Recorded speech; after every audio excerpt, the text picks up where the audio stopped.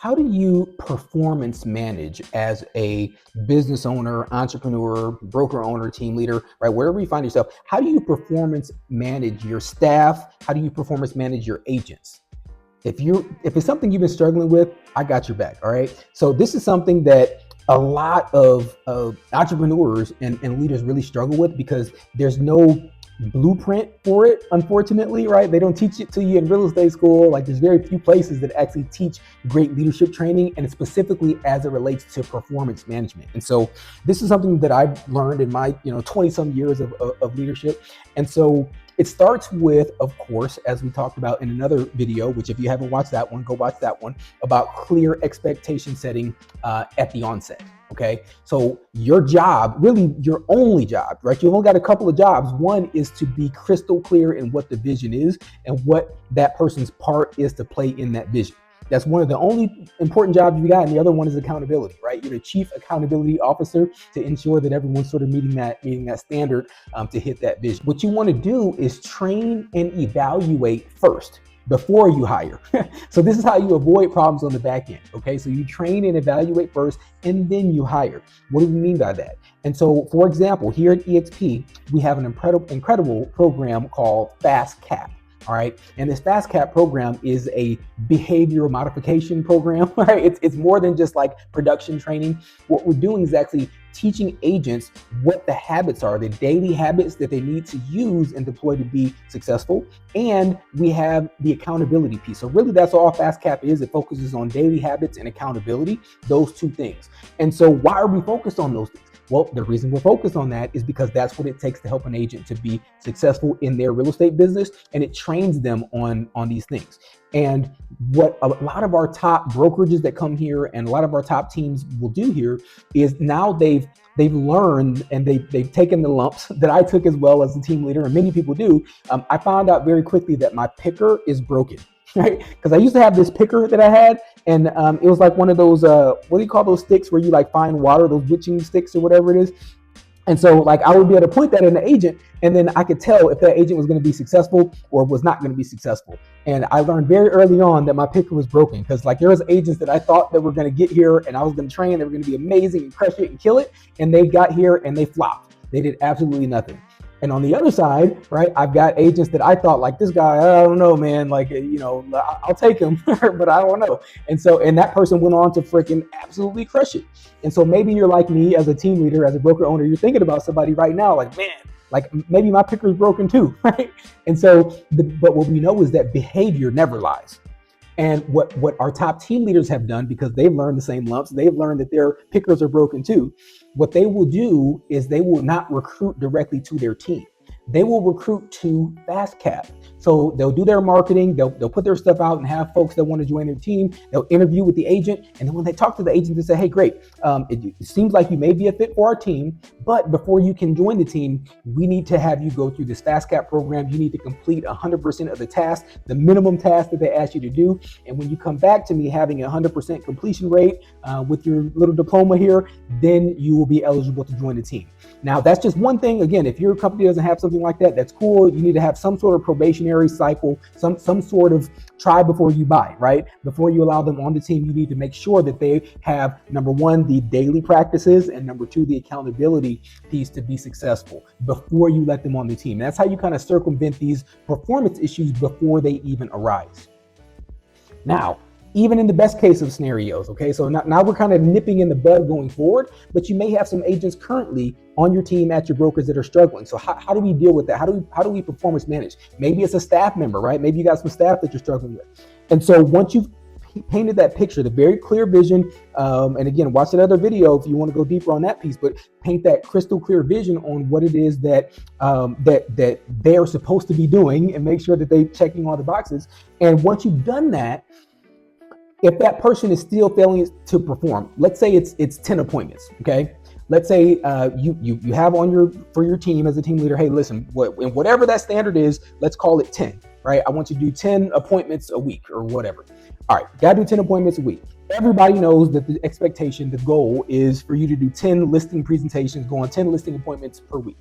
Then you sit that team member down at the end of the week, right? And you say, hey man, how many listing appointments did you do? Very simple question. How many listing appointments, right? And so talk to John. Hey, John, how many listing appointments? John says, well, and you say, hey, John, well won't fit in this box here, man.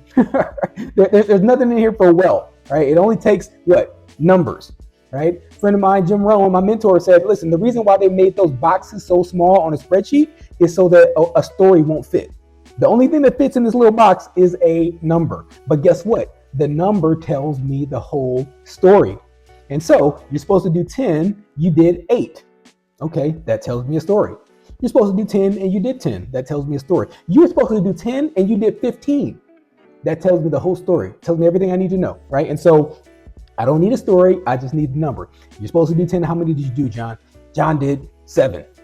All right, John, we got to talk, man, right? And this, again, is where you become crystal clear, have crystal clear conversations with those who you're responsible to manage and to see to the next level. So what I typically will recommend, and again, this is something after they've missed the mark a few times, right? Maybe not the first one, right? Because everyone's entitled to an off week or whatever it is, all right? Market fluctuations and so on and so forth, and get it, right? That said, when it's time to have that conversation, like that conversation is time to have, you know it, they know it, we all know it. So, but sometimes we're afraid to have that conversation. It can cost you hundreds of thousands of dollars a year by not having those tough conversations. One of my other mentors, Robert Kiyosaki, said your income is directly related to the number of tough conversations that you're willing to have. Wow, I thought that was good. So anyways, so when you're having these conversations, what I recommend is sort of giving them 3 options, right? And so I'll say, hey, you knew the goal, right? We all knew the expectation before you came on board. It was to do 10 and you didn't do 10. And so now we're at a juncture where there's really 3 options going forward, okay? The first option is that you are going to lie to me, right? And so the problem there is that I'm not bringing the number 10 down, right? The number is 10 and it's going to stay at 10.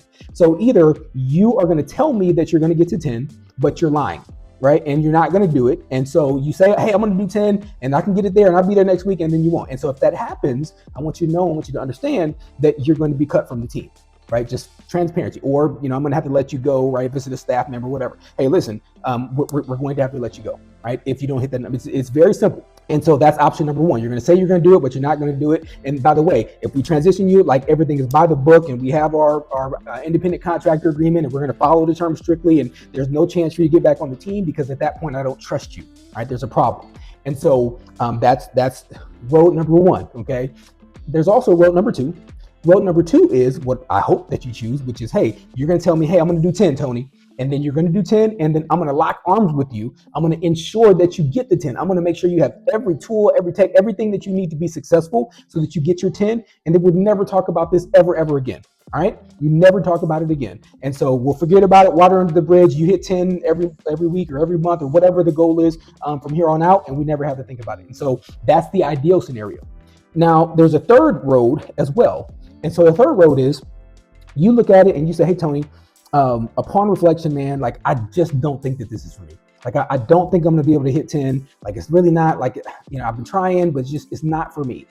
Okay. That's okay. That's okay. The number 2 or number 3 is okay, as long as you're not number 1, right? Where you're going to lie to me. Just, hey, look, Tony, it's not for me. And that's okay. Then we'll start talking about what your transition plan looks like, right? Whether I'm transitioning you into another staff role or transitioning out of the company, or whether we're looking at transitioning you off the team or whatever it is, okay? And then, we'll talk about how to handle the listings you have, or now you got buyer's deals right now. Like, how do you deal with what you got under contract? Again, like, I'm going to work with you if you just be honest with me and say, hey, Tony, this is not going to work for me. That's okay, as long as you don't lie to me, right? And so that is the idea.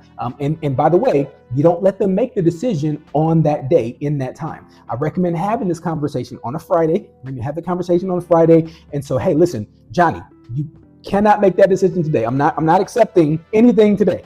What I want you to do, take this weekend, talk about it, pray about it, think about it with your, spouse, significant other, your dog, like going on a run, like whatever you need to clear your heart. Because what's going to happen is, and you'll find this out, I used to take their decision there in the meeting, and it's almost always, no, I'm going to do it. And so what that forces them to do is really be in road number 1. It really forces them to sometimes just lie, right? Because they're worried about the fear and the shame and the anxiety and the loss and, income and what's my wife going to say, and all this kind of stuff is like shattering over their head. And so what you want to do is give them time Like, I'm not accepting a decision today. Think about it, pray about it, talk about it to your significant other. Like, go over the weekend, right? Let all the nerves and dust settle, and the anger or surprise or whatever emotions that we're dealing with right now, let that all settle. And then on Monday, we will meet again, first thing Monday morning. And I want you to just tell me, are you picking road number 2 or road number 3, right? Because road number 1 is off the table. Is that fair? Is that fair? And so that's the conversation, and those are a few different strategies that you can use to performance manage agents as well as staff. So hope this helps, something that I've learned over the years, and hope it helps you too. All right, take care. For more tips like this, make sure that you like and follow.